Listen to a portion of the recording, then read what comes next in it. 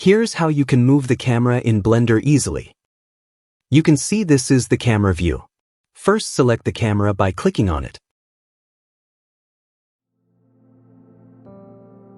Now press N on the keyboard to open the Camera Properties sidebar.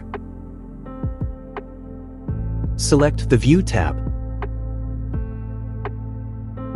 Under the View Lock settings, enable the option Camera to View.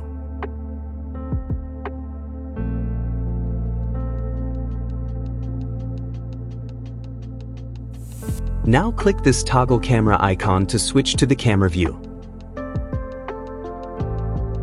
And move the camera to your desired position along the X, Y, and Z axis.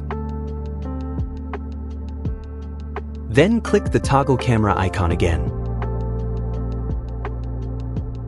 You can see the camera has moved to a new position.